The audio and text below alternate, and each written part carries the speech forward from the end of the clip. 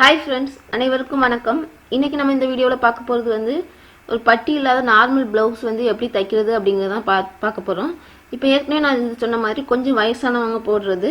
இதுக்கு வந்து பட்டி கிடையாது. கீழ இருக்க ஃபோல்டிங்கை நம்ம கொஞ்சம் திக்னஸா கொடுத்து எப்படி நம்ம இத ஸ்டிட்ச் பண்றது அப்படிங்கறத பார்க்கலாம். இப்போ ஏற்கனவே வந்து நான் கீழ மடிச்சு தைக்கிறதுக்காக ஒரு 2 இன்ச் விட்டுருக்கேன். பாத்தீங்கன்னா முன்பக்க துணியும் பின்பக்க துணியும் சேர்த்து வச்சு ஒரே மாதிரி உயரம் வச்சு நான் மார்க் பண்ணியிருக்கேன். அதில் வந்து மடிச்சு தைக்கிறதுக்கு விட்ட லைனை நீங்கள் சின்னதாக நாட்சஸ் கொடுத்து மார்க் பண்ணிக்கலாம். இப்போ முன்பக்கமும் பின்பக்கமும் நமக்கு உயரம் அதே மாதிரி மடிச்சு தைக்கிறதுக்கும் ஈக்குவலாக தான் கொடுத்துருக்கேன். இப்போ பார்த்தீங்கன்னா கழுத்தோட இறக்கம் அதிகமாக இருக்கிறது முன்பக்கமாகவும் கழுத்தோட இறக்கம் வந்து கம்மியாக இருக்கிறது, அதாவது 3 இன்ச்சு கழுத்தோட இறக்கம் கொடுத்துருந்தா அது வந்து பின்பக்கமாகவும் வச்சு நம்ம இதை ஃபோல்ட் பண்ணிக்கலாம். ஃபர்ஸ்ட் வந்து கீழே இருக்க மடிப்பை மடிச்சுக்கலாம். பார்த்தீங்கன்னா அந்த நாட்சஸ் வர ஒரு மடிப்பு மடிச்சிடுங்க. பார்த்தீங்கன்னா தெரியும், நாட்ச் கட் பண்ணியிருக்கேன். அது வரைக்கும் ஒரு மடிப்பு மடிச்சுட்டு அதுக்கப்புறம் இன்னொரு மடிப்பு. ஏற்கனவே 2 இன்ச்சு விட்டதுனால 1 இன்ச் ஃபர்ஸ்ட்டும் இன்னொரு இன்ச்சு ரெண்டாவதும் மடித்து அந்த 2 இன்ச்சையும் டபுள் ஃபோல்ட் பண்ணி நீங்கள் ஓரமாக தையல் போட்டுக்கலாம். போடும்போது கொஞ்சம் அந்த துணியோட ஓரத்தில் வந்து தைக்குங்க. இந்த மாதிரி இது வந்து பின்பக்க துணியில் ஃபஸ்ட்டு தைச்சிட்டு அப்புறமா முன்பக்கமும் இதே மாதிரி நீங்கள் தைச்சி எடுத்துடலாம். அதே ஃபோல்டிங் டபுள் ஃபோல்ட் பண்ணி இதே மாதிரி தைக்கும்போது உங்களுக்கு பின்பக்கம் பார்த்தீங்கன்னா, அதாவது துணியோட நல்ல பக்கத்தில் பார்த்தீங்கன்னா உங்களுக்கு ரொம்ப நீட்டாக இருக்கும். அந்த தையல் பார்த்தீங்கன்னாலே தெரியும். இந்த மாதிரி டபுள் ஃபோல்ட் பண்ணி முன்பக்க துணியுமே பின்பக்க துணியும் இதே மாதிரி அந்த நாட்சஸ் வர ஃபஸ்ட்டு ஒரு மடிப்பு, அதுக்கப்புறம் ஃபுல்லாகவே ஒரு மடிப்பு மடித்து நீங்கள் ஓரமாக தையல் போட்டு எடுத்துக்கலாம். இப்போ பார்த்தீங்கன்னா இப்போ முன்பக்கம் ஓப்பன் கொடுக்கணும். ஓப்பன் கொடுக்கறதுக்கு இந்த சென்டர், அதாவது ஒரு ஃபோல்ட் பண்ணி நம்ம அது ஏற்கனவே மார்க் பண்ணியிருப்போம். அந்த ஃபோல்டிங் கரெக்டாக சென்டரில் வர மாதிரி நீங்கள் எடுத்துடுங்க. எடுத்து ஓப்பன் கொடுத்துருங்க. சென்டரை வந்து கட் பண்ணி ஓப்பன் கொடுத்துடலாம். முன்பக்கத்துக்கு கட் பண்ணும்போது கரெக்டாக சென்டர் இருக்கான்னு கொஞ்சம் கவனிச்சிட்டு அதுக்கப்புறமா ஓப்பன் கொடுங்க. பார்த்தீங்கன்னா லெஃப்ட் ஹேண்ட் சைடும் ரைட் ஹேண்ட் சைடும் ஃப்ரண்ட்டுக்கு நமக்கு ரெடி ஆயிடுச்சு. இப்போ அடுத்தது பார்த்தீங்கன்னா இதோட டாட் எப்படி பிடிக்கிறது அப்படிங்கிறத நம்ம பார்க்கலாம். முன்பக்கம் அப்படிங்கும்போது ஒரு டாட் நமக்கு கண்டிப்பாக தேவை. பார்த்தீங்கன்னா இந்த ஷோல்டர் பகுதியை ஒரு ஃபோல்டு பண்ணிடுங்க. பாருங்கள், ஃபோல்டு பண்ணி அதோட சென்டர் கீழே வரைக்கும் அந்த லைன் கரெக்டாக வர மாதிரி ஃபோல்டு பண்ணுங்கள். ஃபோல்டு பண்ணிவிட்டு கீழே இடுப்பு பக்கத்தில் ஒரு 1/2 இன்ச்சுக்கு 1/2 இன்ச் அகலம் போதும். அந்த 1/2 இன்ச்சில் ஒரு டாட் கீழேருந்து மேலே ஒரு டாட் பிடிச்சிடலாம். இது எதோட சென்டர்னால் ஷோல்டரோட சென்டரை நீங்கள் கனெக்ட் பண்ணி நீங்கள் வந்து இந்த டாட்டை வந்து பிடிச்சிக்கலாம். இப்போ பார்த்தீங்கன்னா ஒரு பக்கம் நம்ம பிடிச்சாச்சு. இதே மாதிரி அடுத்த பக்கமும் அதே மாதிரி தான் ஷோல்டரை டபுளாக ஃபோல்டு பண்ணிங்கன்னா இதோட சென்டர் வந்து கிடைக்கும். சென்டர்லேருந்து நம்ம இந்த டாட்டை பிடிக்கலாம். அதே மாதிரி மேலே சென்டருங்கும் போது கீழேயும் அதுக்கு ஸ்ட்ரெயிட்டாக வர்ற மாதிரி நீங்கள் பார்த்துடுங்க. இப்போ ஏற்கனவே நான் இதில் மார்க் பண்ணியிருக்கேன். இந்த டாட்டை வந்து அந்த இடத்துல கரெக்டாக வர்றதுனால அதை தைச்சிடுறேன். இப்போ இது பார்த்தீங்கன்னா அகலம் வந்து 1/2 இன்ச்சு, உயரம்னு பார்த்தீங்கன்னா 3 இன்ச்சு வைக்கலாம். 3லேருந்து 4 இன்ச் வரைக்கும் கொடுத்துக்கலாம். இதே மாதிரி பேக் சைடும் நம்ம 2 டாட்டுமே பிடிச்சிக்கலாம். ஃப்ரண்ட்டில் 2 டாட்டு, பேக்கில் 2 டாட்டு. நீங்கள் பார்த்தீங்கன்னா தெரியும், பேக்லேயும் நான் 2 டாட் பிடிச்சிருக்கேன். மொத்தம் நமக்கு 4 டாட் தேவை. பேக்கில் 2 டாட் பிடிக்கும்போது ஃப்ரண்ட்டில் 2 டாட் வரும். அந்த 2 டாட்டோடு சேர்த்து 4 டாட் நம்ம இதில் பிடிச்சாச்சு. இப்போ அடுத்தது பார்த்தீங்கன்னா ஷோல்டர் ஜாயின் பண்ணிடலாம்.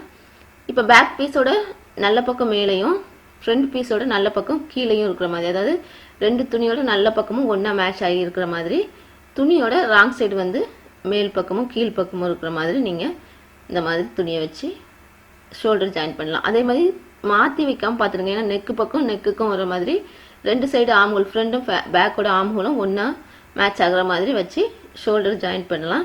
ஷோல்டர் ஜாயிண்ட்டுக்காக 1/2 இன்ச் நம்ம விட்டோம்.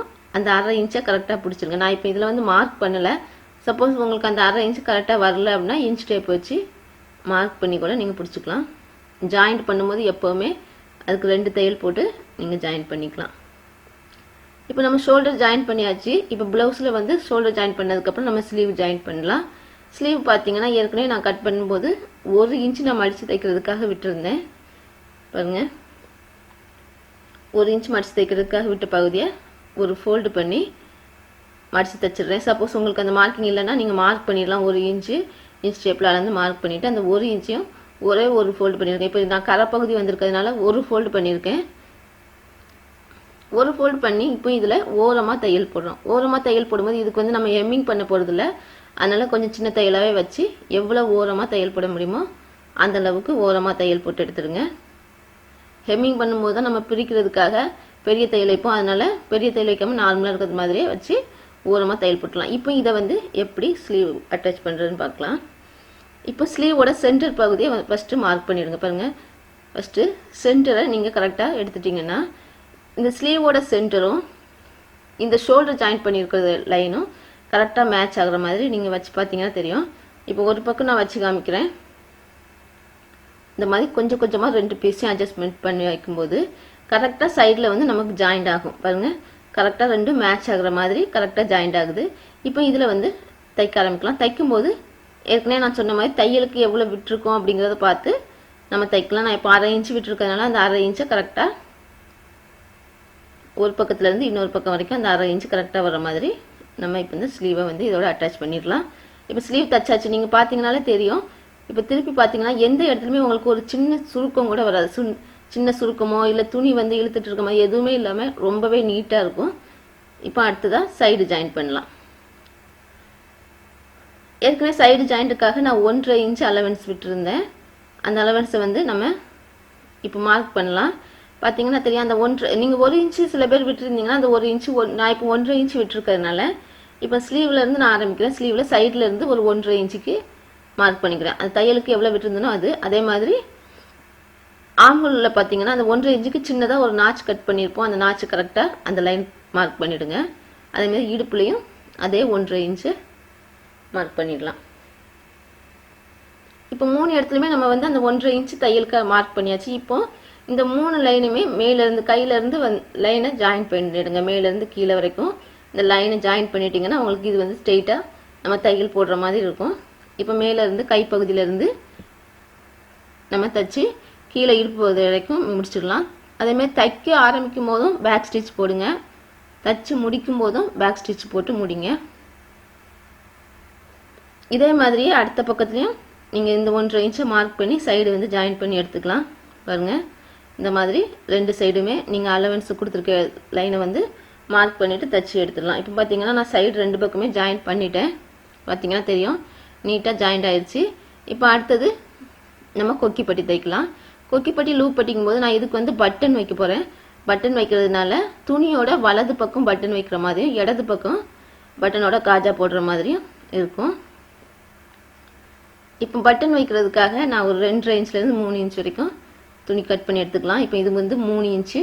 இந்த 3 இன்ச் துணி எடுத்து துணியோட உள்பக்கம் ஜாக்கெட்டோட உள்பக்கம் வச்சு ஃபஸ்ட்டு இதை ஒரு தையல் போட்டுக்கலாம். நான் பட்டனுங்கிறதுனால 3 இன்ச் அகலத்தில் துணி எடுத்திருக்கேன். இது வந்து ஜாக்கெட்டோட துணி பகுதியில் உள்பக்கம் வச்சு தைச்சி இதை வெளிப்பக்கமாக நம்ம திருப்ப போகிறோம். எக்ஸ்ட்ரா இருக்க பீஸை வந்து கட் பண்ணி எடுத்துடலாம். இப்போ பார்த்தீங்கனாலே தெரியும், ஃபஸ்ட்டு வந்து சின்னதாக ஒரு ஃபோல்டு பண்ணி அதை தான் வைக்கணும். அதே மாதிரி இதை ஃபஸ்ட்டு சென்டருக்கு ஃபோல்டு பண்ணியிருக்கோம். ஃபோல்டு பண்ணிவிட்டு அதுக்கப்புறம் மொத்தமாக உள்பக்கம் அடிக்கணும். பாருங்கள், நம்ம லூப் பட்டிக்கு எப்படி மடிப்போமோ அதே மாதிரி தான் இதை மடித்து ஓரமாக தையல் போடுறோம். லூப் பட்டிக்கு நம்ம வந்து இடது சைடு வைப்போம். அந்த மாதிரி இல்லாமல் பட்டன் வைக்கும்போது இந்த லூப் பட்டியை வலது சைடு வைங்க. வலது சைடு வச்சு வைக்கும்போது தான் உங்களுக்கு அந்த பட்டன் வந்து அதில் அட்டாச் பண்ணுறது கரெக்டாக இருக்கும். இப்போ சென்டர்லேயும் ஒரு தையல் போட்டுடுங்க. பட்டனுங்கும் போது நமக்கு வலது பக்கம் இருந்து இடது பக்கம் மாற்றுறதுக்கு தான் ஈஸியாக இருக்கும். அதனால் வலது பக்கத்தில் அந்த லூப் பட்டி வைங்க. அதே மாதிரி இடது பக்கம் நம்ம பட்டன் ஹோல் வைக்கிற மாதிரி இருக்கும். அந்த பட்டன் ஹோலுக்கு 1.5 இன்ச்சில் ஒரு சின்ன பீஸ் கட் பண்ணிவிட்டு ஃபஸ்ட்டு ஒரு ஃபோல்டு பண்ணிவிட்டு துணியோட நல்ல பக்கம் இதை வச்சு அட்டாச் பண்ணுறோம். பாருங்கள், துணியோட நல்ல பக்கத்துலேருந்து இதை அட்டாச் பண்ணலாம். இது நார்மலாக நம்ம கொக்கிப்பட்டி தைக்கிற மாதிரி தான். நம்ம 2 சைடும் தான் மாற்றிருக்கோம். வலது சைடு இருக்கிறது இடது சைடும், இடது சைடு இருக்கிறது வலது சைடுமா மாற்றிருக்கோம். இப்போ இது பார்த்தீங்கன்னா மடித்து மேலே ஒரு படிமான தையல் போட்டுடலாம். படிமான தையல் போடும்போது கொஞ்சம் ஓரமாகவே போடுங்க. எந்த அளவுக்கு ஓரமாக போட முடியுமோ அந்த மாதிரி போட்டிங்கன்னா தான் அது நல்லா திரும்பும். இப்போ இந்த மொத்த துணியுமே ஒரு டபுள் ஃபோல்ட் பண்ணி மடித்து ஓரமாக ஒரு தையல் போட்டுடுங்க. ஃபஸ்ட்டு ஸ்டார்டிங்கில் கொஞ்சம் பேக் ஸ்டிச் போட்டு ஆரம்பிச்சிட்டு அதுக்கப்புறமா நீங்கள் தைச்சி அதை ஃபினிஷ் பண்ணிடலாம். அந்த மடிப்பு நம்ம பேக் ஸ்டிச் போடும்போது அந்த மடிப்பு வந்து நீட்டாக கிடைக்கும் நமக்கு.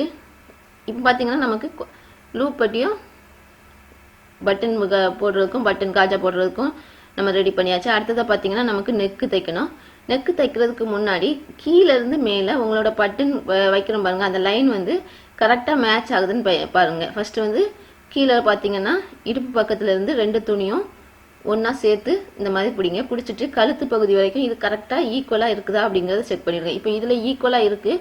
இந்த மாதிரி ஈக்குவலாக இருந்தது பார்த்துட்டு அதுக்கப்புறமா நீங்கள் இந்த மாதிரி கிராஸ் பீஸ் கட் பண்ணி ஜாயின் பண்ணி எடுத்துருக்கேன். அடுத்தது நம்ம நெக்கை தைக்கலாம். பாருங்கள், ஃபஸ்ட்டு ஒரு ஃபோல்டு சின்னதாக, அடுத்தது சைடு 2 துணியும் ஒரு ஃபோல்டு பண்ணி இதை நெக்கு பகுதியோடு வச்சு நம்ம தைக்க போகிறோம். இது கிராஸ் பீஸ் கொஞ்சம் ஜாயின் பண்ணி எடுத்துருக்கேன் நான். இப்போ பார்த்தீங்கன்னா நெக்கு ஜாக்கெட்டோட நெக்கு துணியும் இந்த கிராஸ் பீஸும் ஒன்றா மேட்ச் ஆகிற மாதிரி வைங்க. எந்த இடத்துலையுமே வெளிப்பக்கமோ உள்பக்கமோ வைக்காத அளவுக்கு 2 துணியுமே ஒரே அளவுக்கு மேட்ச் பண்ணுற மாதிரி வச்சு ஒரு 1/4 இன்ச் அகலத்தில் நீங்கள் தைக்கலாம்.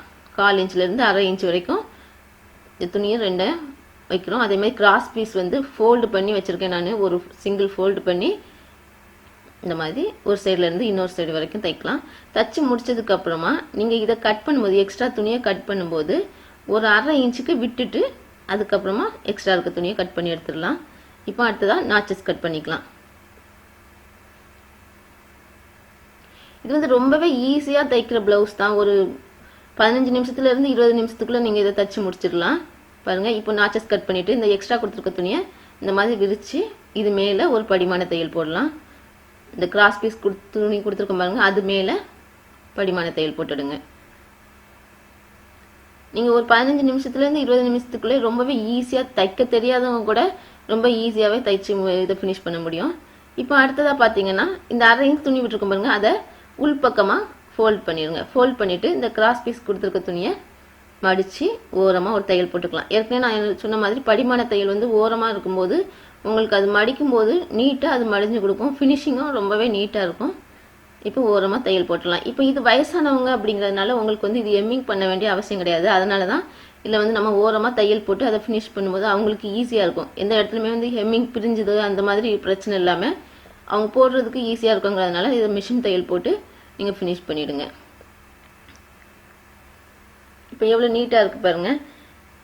இன்றைக்கி நம்ம இந்த வீடியோவில் வந்து ஒரு பட்டி இல்லாத ப்ளவுஸை வந்து எப்படி நம்ம தச்சு ஃபினிஷ் பண்ணுறது அப்படிங்கிறது தான் பார்த்தோம்.